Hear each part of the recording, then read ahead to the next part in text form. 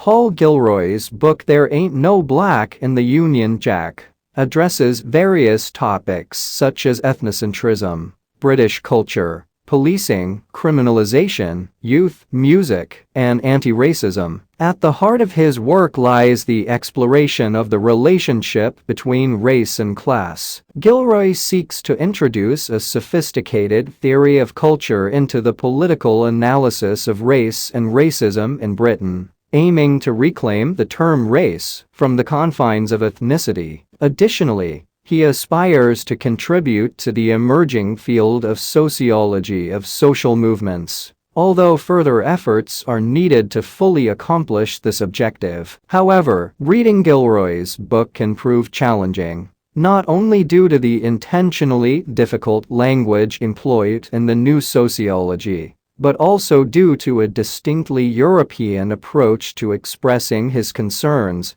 Despite his advocacy for Black and Third World experiences, it is essential to acknowledge and account for this European perspective in a review, as the book primarily aims to integrate Black social action into the broader European progressive intellectual discourse. It has become increasingly common to observe that Marxism and sociology in the European radical intellectual tradition have become intertwined, often becoming indistinguishable and failing to recognize their differences. As a result, Marxism has lost some of its authority and purpose, while sociology has inflated its significance by claiming to lead in understanding social movements. Sociology has purportedly demonstrated the reformist nature of modern social movements in Europe, which it refers to as pressure group politics, thereby establishing its authority to pronounce on such matters,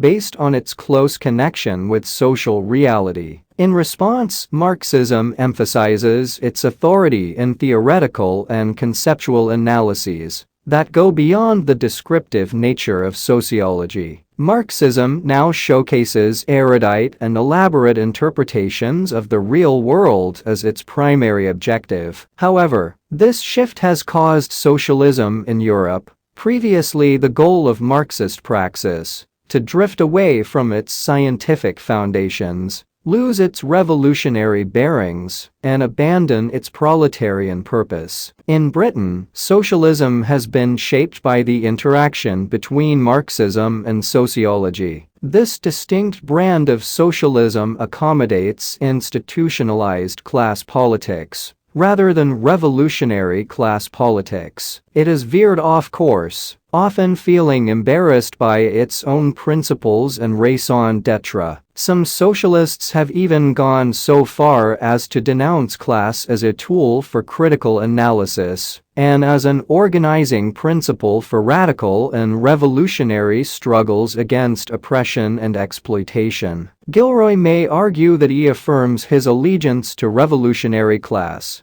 by aligning himself with the critical class theorist Przeworski and distancing himself from the renegade Gores. However, the text also employs phrases such as a coalition of forces, personal autonomy with collective empowerment, and collective political action, indicating a conflicting political stance. Moreover, the book's penultimate paragraph mentions C.L.R. James' observation that traditional forms of organization have ceased to be effective, while still urging people to act socially and cohesively, which appears either nonsensical or deliberately equivocal. This ambivalence towards class and class organization seems to have led Gilroy, along with many European progressive intellectuals, to emphasize culture as a catalyst for social change. While this interest in culture likely draws from 20th-century class-based socialist movements in Asia, Central and South America,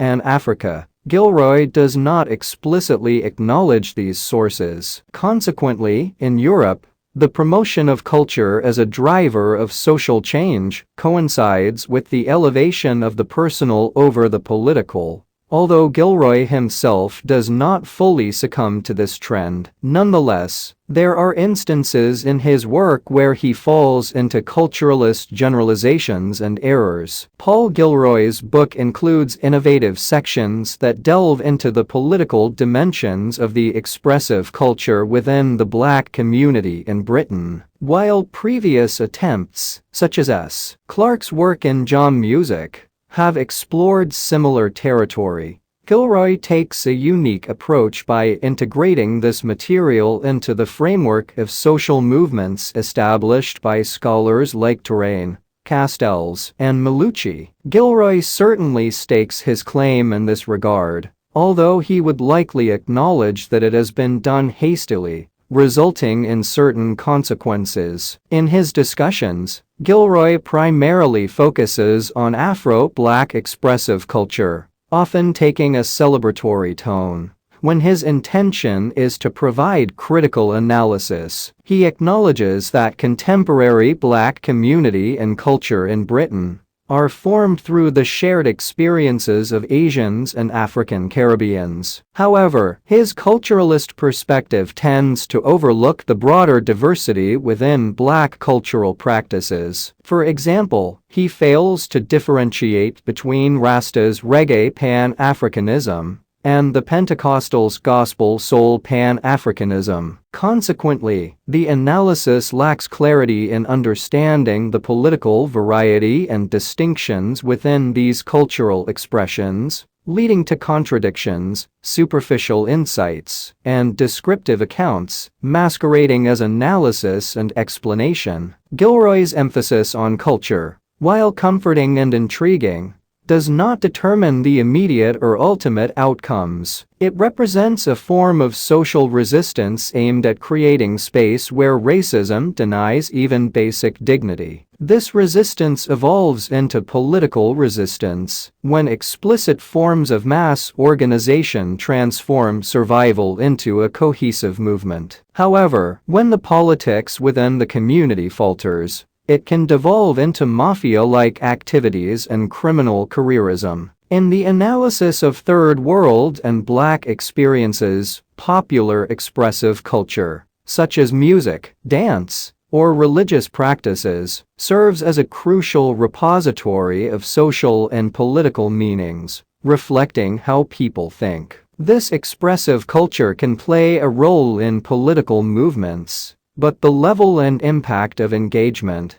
depend on the political actors and actions within the movement. Gilroy confuses expression through culture with cultural expression itself. This failure is also evident in his critique of institutional anti-racism, which he approaches solely from a cultural perspective. He criticizes the GLC's anti-racist advertising campaign, comparing it unfavorably to the earlier Rock Against Racism, which successfully united youth, music, and political intent. However, Gilroy fails to consider the GLC's material support for various popular community campaigns and the long-term impact of Rock Against Racism. In the end, Gilroy's conceptual framework and analysis seem divided. On one hand, he argues that Black community politics cannot be confined to either contemporary anti-racism pragmatism or traditional British institutionalized class politics. However, his dismissal of Sivanandan's contributions as promising but limited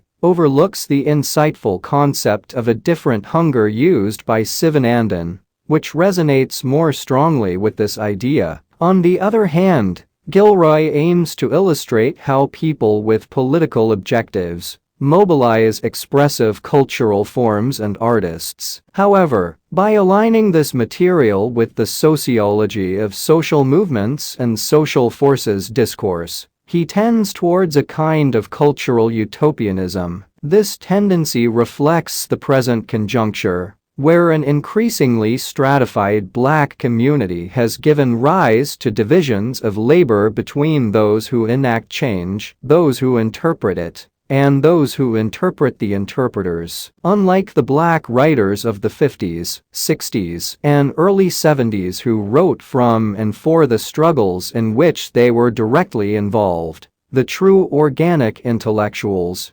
Gilroy appears to appropriate struggle for the purpose of theorizing. The insights he presents on topics like anti-racism, ethnicism, and labor-left nationalism have already been extensively explored on the ground, including by organizations like the Institute of Race Relations.